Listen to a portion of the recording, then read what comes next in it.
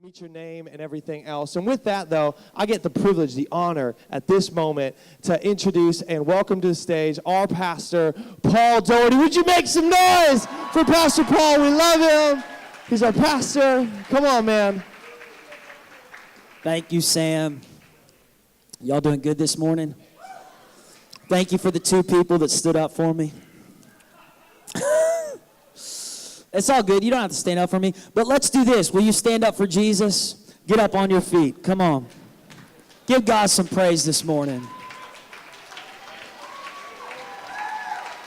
Come on, Jesus. Now, lift each other's hands up on your left and on your right. Oh, man, we got to say something positive about our lives. I watch some of y'all roll your eyes like you don't like talking positive over yourself.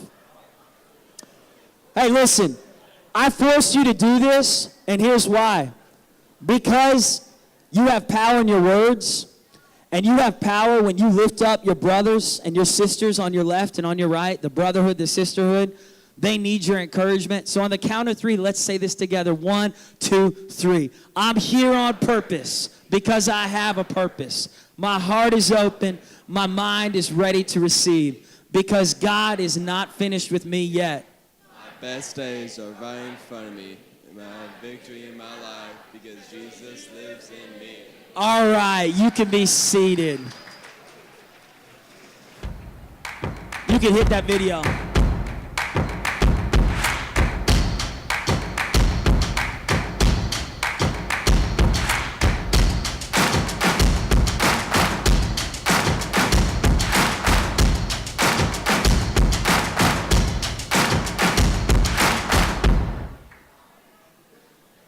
What's up, guys? Y'all doing good? I got to be careful. I got a handheld mic here. Hey, Coach Cherry. Give it up for Coach Cherry. How many are thankful for Mr. Cherry as your superintendent? Come on, show him some love. Any bike riders in the room? Anybody like to ride your bike? Come on. How many, it's been a long time since you rode your bike? Been a long time. Now, I want to tell you something today. We're at the start of the year. It's a new year. It's a new season. It's a new day. And anytime I was younger, I would go on bike rides, and I still love to go on bike rides with my wife, and I'll pull my little boys. I got 2 little kids, and I'll pull them in a little bike attachment here. But every time I go on a bike ride, I come to a fork in the road. There's not a time that I've been on a bike ride where I don't have an option of which path I'm going to take. And every time I come to that fork in the road where I could go left or I could go right, I could get on the Riverside Trail, or I could keep going down the path in my neighborhood. I could go down this neighborhood, I could go down that neighborhood. Every time I come to that choice, it determines the destination I end up at. The path you choose this year will lead to a destination. No matter how good your intentions are, at the end of the day, direction, not intention, determines your destination. Direction, everybody say direction, not intention, determines my destination.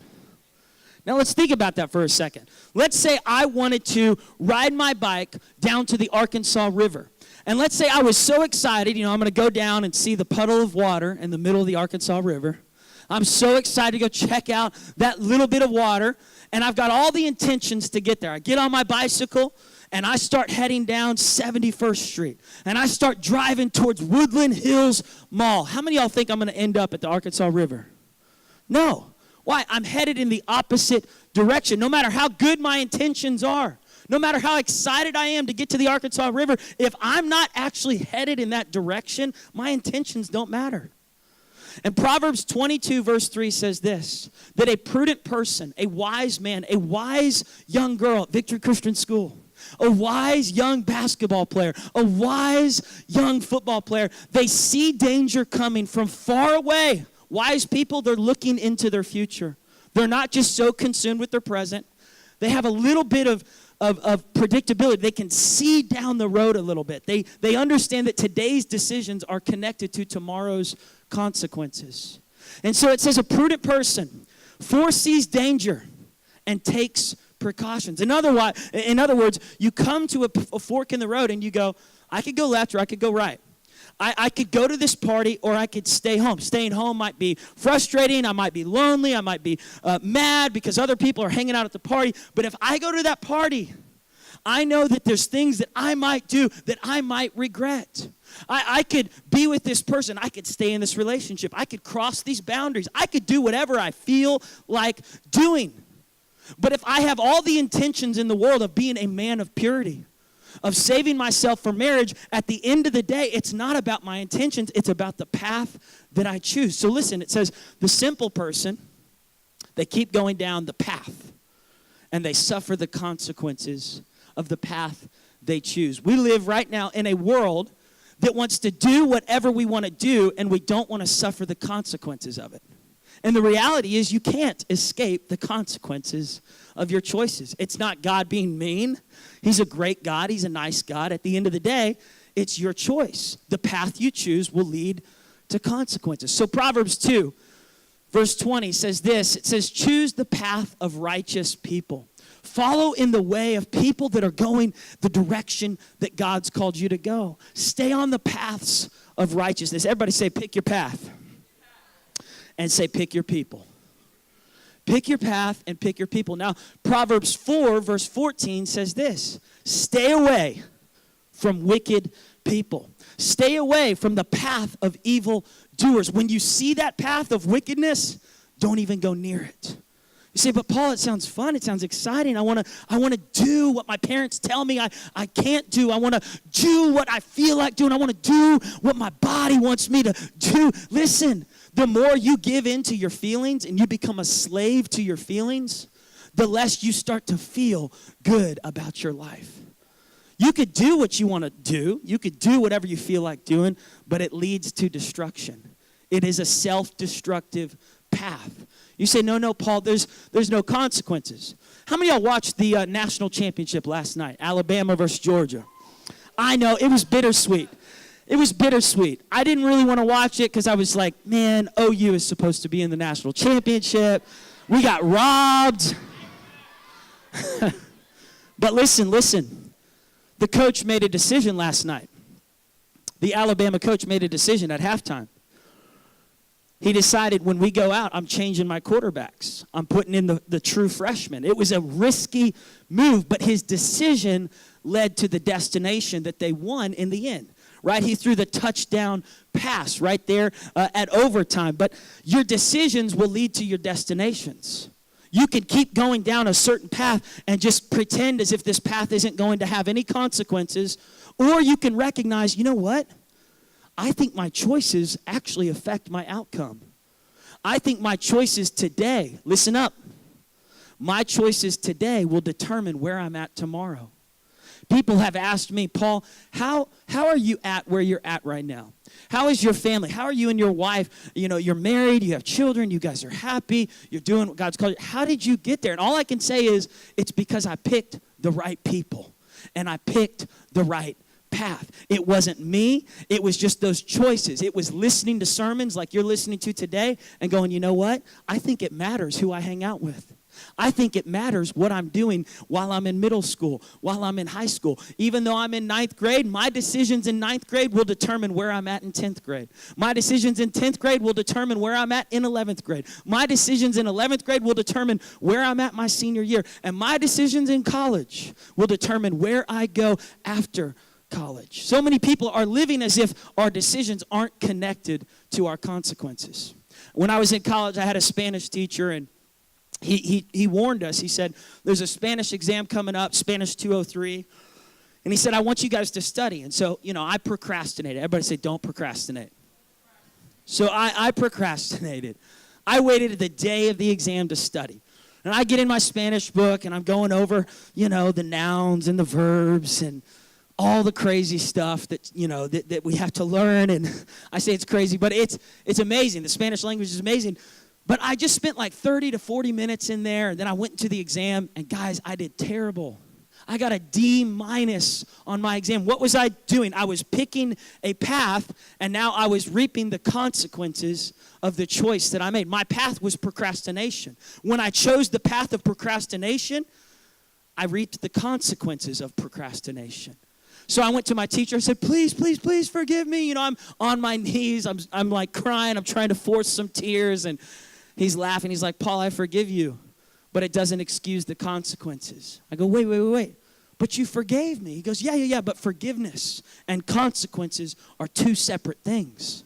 See, God can forgive you, but there's still consequences to your decision. You could still get into heaven for all the sins you've committed. When you cry out to God, here's how amazing God's grace is. The second you ask God for his mercy, he gives it. He triumphs in mercy. Mercy is God's nickname. God is full of mercy. He's full of grace. But why wait till the last second of your life to cry out and make the right decision? Why not make the right decision now? Why would you waste time going down paths of wickedness, making decisions as if they're not connected to the consequences? Why not start right here, right now, and say, you know what, this year, this time next year, I'm going to be a better follower of Jesus. And it starts with what I'm doing right here, right now, with the people that I surround myself with. So I want you to go to Ruth chapter 1. Ruth chapter 1. You can make some noise when you turn there. Come on. By the way, I went to my Spanish teacher. I said, could I get some extra credit if I mow your lawn? Because I mow lawns. He said, yeah. So I go, I mow his front yard, his backyard. I bring him cookies. I sit down with him and his wife. We watch a TV show together. And I go, how many extra credit points do I get? He goes, 10. I was hoping for 50. It brought my grade up from a D- to a D+. The point of that story was that I missed it because I procrastinated to make the right decision. This year, there's decisions that are facing you right now. I could go back to my sports years, when I played basketball, when I played football. I remember there were games where I performed bad and there were games where I performed well. What was it? It was the choices that I made the week leading up to the game, the season leading up to the game, off season, when I was working out in the weight room, when I was putting in those extra hours. Those decisions determined where I ended up on the football field, how much time I got to play on the basketball court, whether or not I made my free throws. It all is connected. The choices you're making right now will determine the life you live in the future. How many of y'all want to have your best life ever? How many of y'all want to have your best year ever? Okay, then you need to lean in and listen to what God wants to say to you. Ruth chapter 1, verse 1, in the days when the judges ruled, there was a famine in the land. And it came to pass. How many are thankful that things come to pass in your life? That they don't come to stay. I'm so thankful. What if I said that 7th grade has come to stay forever in your life? What if I said that high school has come to stay forever in your life? Aren't you thankful that some things are coming to pass? There is an end in sight. This is not going to last forever. One day you will be out of school for good. Come on, Jesus. Some of y'all are like, thank you, Jesus. But be careful waiting for something to pass, because the reason that it's in your life right now is that God wants to do something in you that he can only do when this season is happening to you. And so there's something God wants you to get right now while you're in high school and middle school, whatever grade you're in. And so this famine was happening, and it came to pass that they moved, this family. It was a man and his wife and their 2 sons. His name was Elimelech, and his wife was Naomi, and they had 2 boys named Mahlon and Chilion. And so they moved to the Moabite land. They moved to another country. And I want to tell you guys, some of y'all need to get out of some of the things that you've been trapped in that are no longer producing the fruit that used to be produced in those things. Some of you have gone to some wells that you used to draw water from, some places you used to get provision from, and God's saying there's a famine there. It's dried up. Stop going back to that old ex that you used to call. You need to delete that contact out of your phone. You need to break up with that person. You need to leave behind that old habit that you left in 2017 is dead. It's time to move forward into 2018. 2017 is a famine. Don't go back to the famine. You need to walk into the land of abundance. And so they moved. They moved out of the place they were in, and they moved into the place that God had for them. But in verse 3, it says that the husband died. And so Naomi was left with her 2 boys. And then they married women, one named Orpah and the other one named Ruth. And they lived there about 10 years. But then her 2 boys died.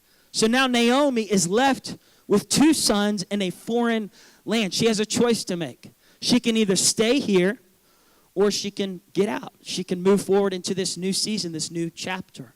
Some of you have a choice right now that's facing you. There's a path that's right in front of you. You can either keep going down a path of foolishness, a path of naivety, a path of just not caring about tomorrow's consequences and doing whatever you feel like doing, or you can get on the path of wisdom.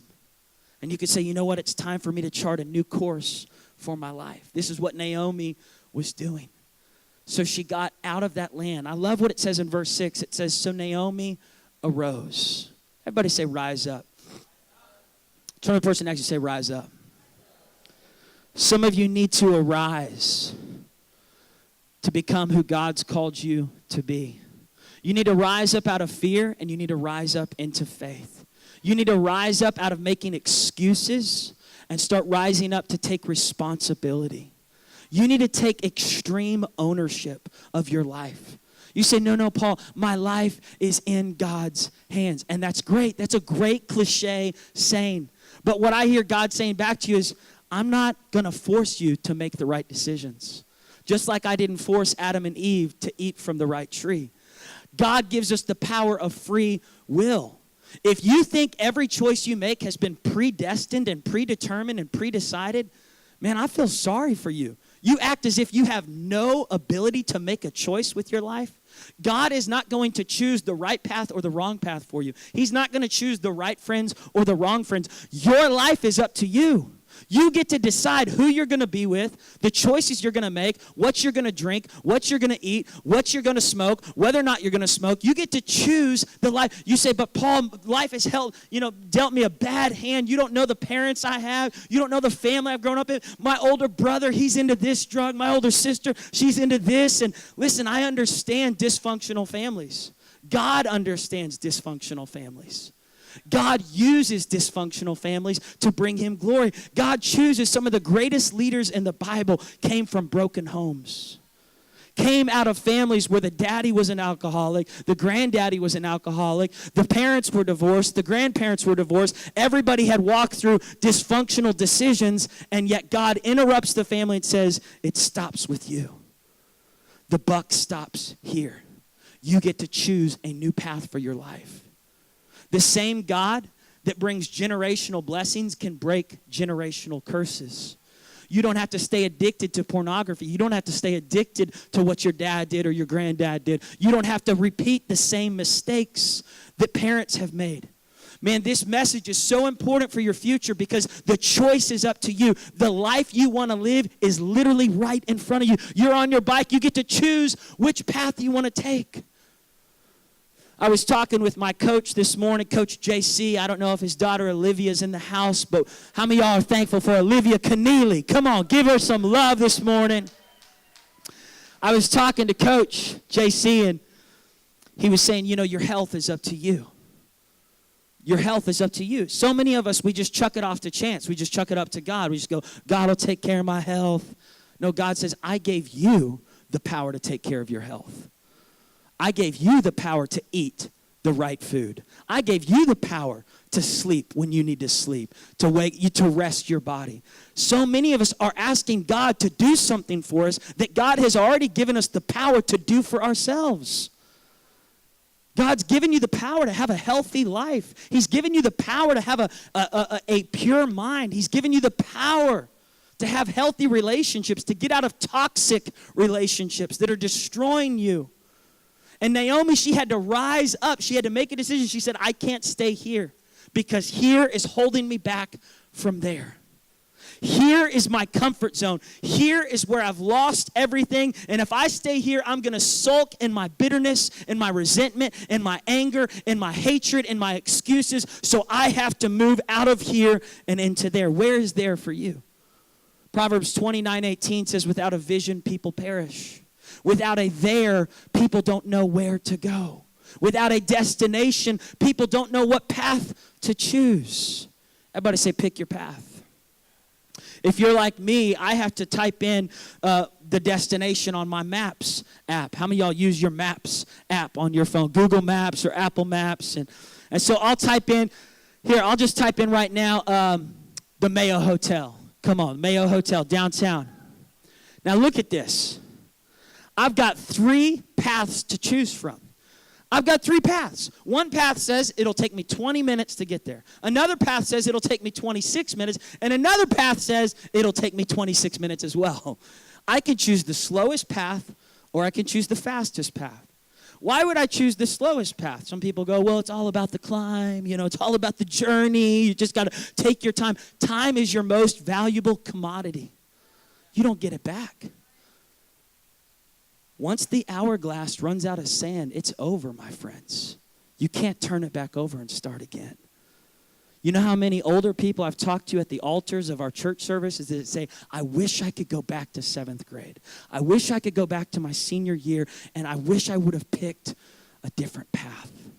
I wish I wouldn't have gone to those parties. I wish I wouldn't have bought into the lie that I had to keep on drinking, that I had to keep on looking at stuff I shouldn't have been looking at. I wish I wouldn't have gotten into some of those toxic relationships and habits that I kept going. The decisions you make right now, you're going down a path, and it has a destination. You need to wake up. It's the start of a brand new year. It's the start of something new. And at every new beginning, there's a necessary ending. You can't start a new chapter until you end the chapter that you're on. For every new beginning, a necessary ending must happen. Naomi had to break up with her past. She had to break up with the fickle person she was. She had to break up with the indecisive person. She had to break up with the bitterness. She had to break up with how things have always been to move into the future that God had waiting for her. Everybody say, pick your path and pick your people. 1 Peter 2:9 says, you are a royal priesthood. You are a chosen people, God's holy nation. You are his very possession. God chose you so that you would pull people out of darkness and into light. In other words, God's saying, don't you realize the purpose that's on your life? Don't you recognize that your life is more important than playing sports, getting a 3.5 GPA or a 4.0, whatever it is you're going for? Don't you realize your life is more important than making money? Your life is so valuable to God. It has eternal significance. And the second you wake up to that, you could change everything in your life. There's a lot of people that are making changes right now at the start of the year. They're making changes to their diet. They're making changes to their life. Every new year, there's always just this momentum, this internal desire to be different, to change. And listen, you can change your weight. You can change your hair color.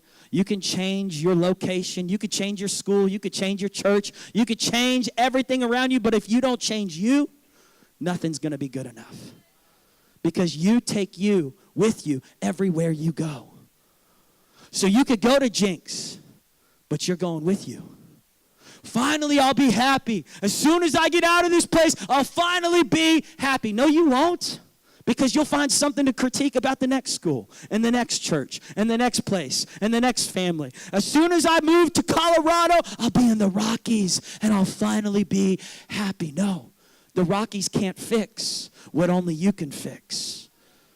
As soon as I move to California, man, I'll be surfing, I'll be on the waves. No, California won't fix you. Florida won't fix you. Colorado won't fix you. Only God can fix the cruddy attitude that's happening on the inside of you. And if you carry the same baggage that you've been carrying all your life into this next year, you're going to miss out on the plans God has for you. So how do you change you? How do you change your life? How do you move from being a cynical, discouraged, angry, jealous, comparing person to becoming happy with your life, to becoming satisfied, excited to come to school, excited to be alive, excited for, how do you become the you that God's called you to be? I'll tell you. Romans 12, verse 2 says, do not be conformed to the pattern of this world, but be transformed. Be transformed. By losing weight? Nope. By changing states? Nope. By getting married? Nope. Marriage just amplifies your issues. It doesn't fix your issues.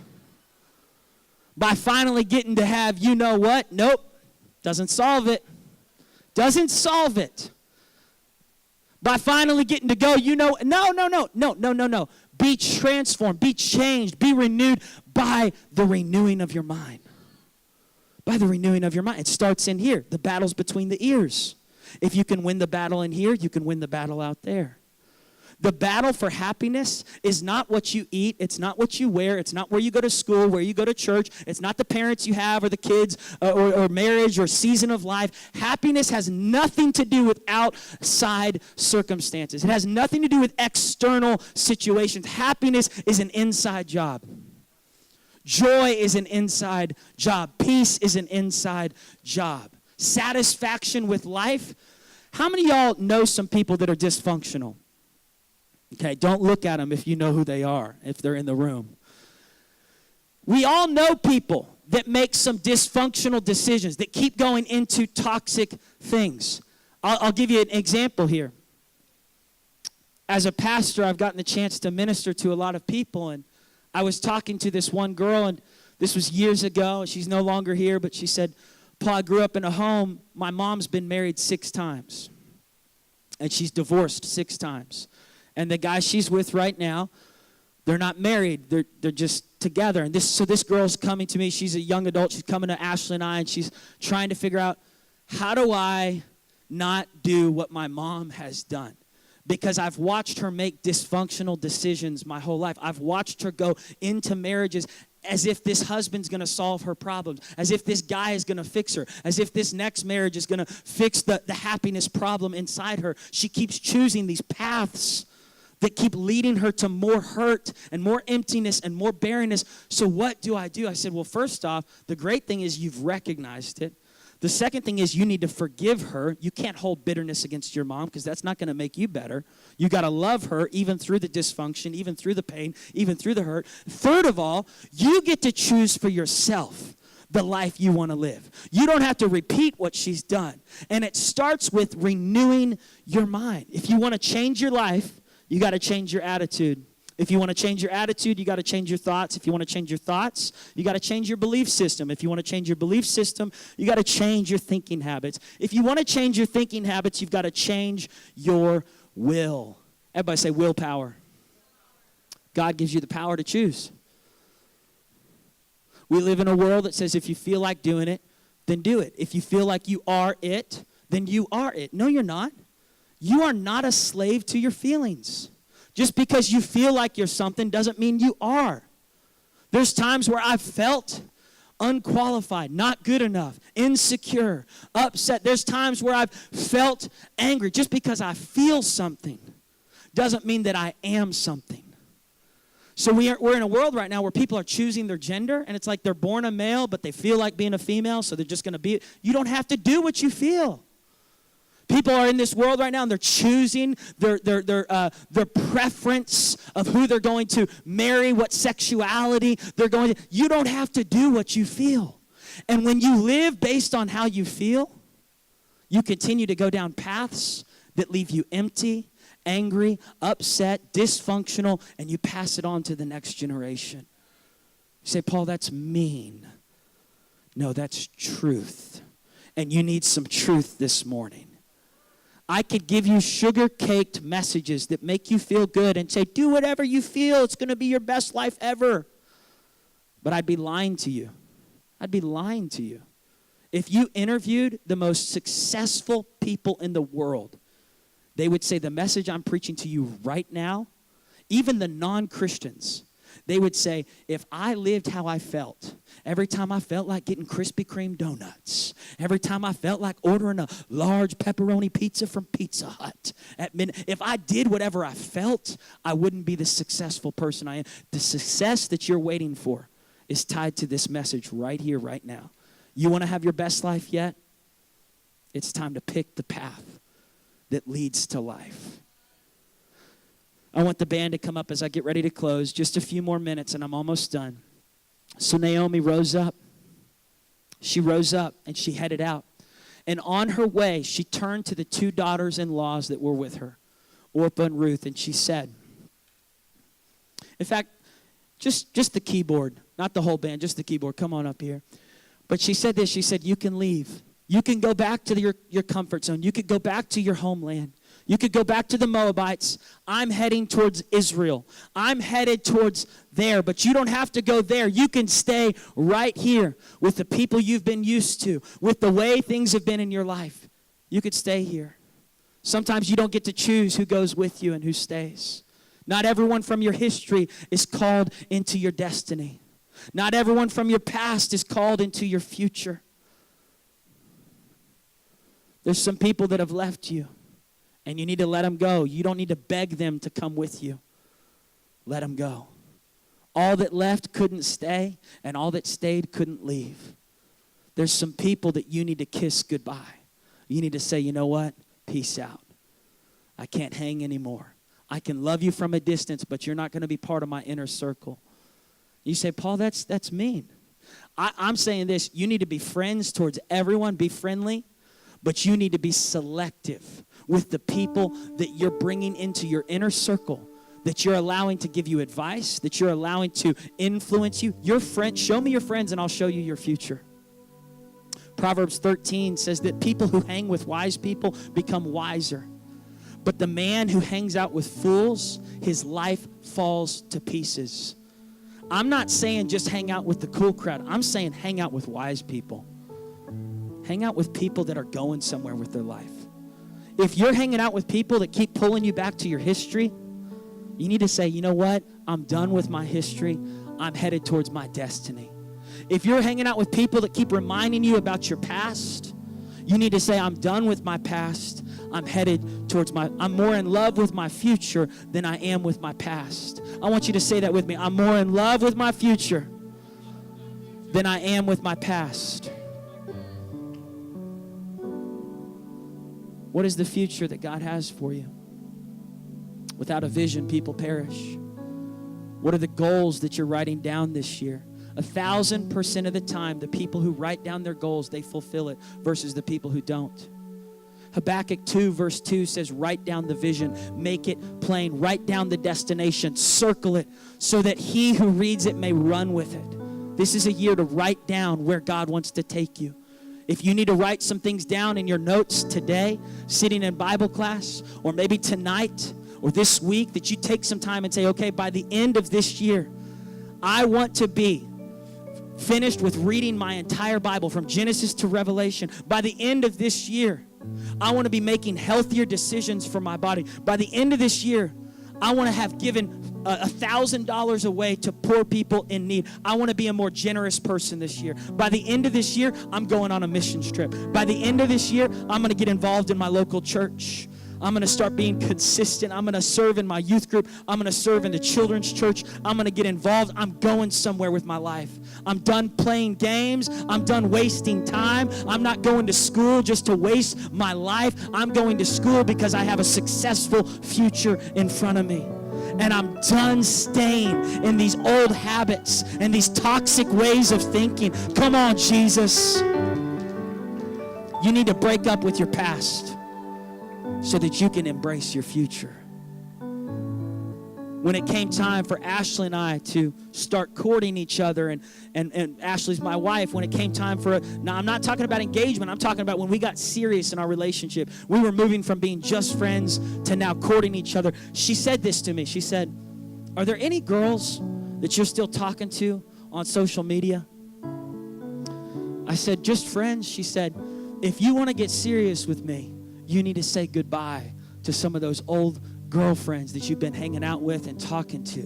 And she was right, because you can't embrace your future if you're still holding on to, if you still have a backup plan. Oh my goodness. If you're still calling up the people of your past, you need to let them go. You need to let them go. Bye, bye, bye.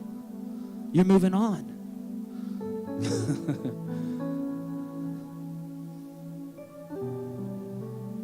I just see this. I see a picture of Jesus, and he's like standing on this path. Oh, yeah, this is Matthew chapter 7. He says, pick this path. Pick this path. Pick this path. And I promise you, if you pick this path, it leads to life. I know it's tough. I know not giving into your feelings is sometimes frustrating and sacrificing being with the crowd that you're used to hanging out with and sacrificing some of the habits you used to go to. I know it's not easy. I know it's a self-controlled path. It's a path of love. It's a path of forgiveness. It's a path of purity. It's a path of purposefulness. It's a path of going after God. I know it's not easy, but it's narrow and it's tough, and not everybody finds it. Wide is the path that leads to destruction. It's easy. Thousands of people are choosing it every single day. They're living however they feel like living. They're doing whatever they feel like doing, and they're getting angry at every sermon, every preacher that's only trying to share the truth with them. Because they're going, I don't want the truth. I just want to do what I feel like doing. Fine, pick that path. But don't blame me when you call me and you go, come visit me in prison. You go, man, that was harsh, bro. You just went from 0 to 100. You know, I've got some friends that are doing time that I went to school with here. One in particular, I tried to get in his face. Well, some of the people that are getting in your face, they love you more than the people that aren't. The people that aren't getting in your face, they don't love you. Man, they're just letting you do whatever you want to do. You need a friend that says, stop, bro. Stop it. You're wasting your life. Every time you go do that stuff, you're wasting your destiny. God's got a plan for your life. And the second you embrace those friends that are speaking truth to you in love, they're speaking truth in love, they care about your future, man, all of a sudden, everything starts to unfold. It says in verse 14, Naomi said to the girls, leave, leave, leave, and one left. Orpah, she headed back to her past. But it says Ruth clung to Naomi. Ruth clung to Naomi. Ruth was saying, I'm setting fire to my past. I'm burning the ships. I'm not going back. I know it's my comfort zone. I know that's my people. I know that's the ethnicity I belong to all my life, but I'm ready for this new season. I'm ready to explore what God has in store. Little did Ruth know that she was about to graft herself into the family of Jesus Christ.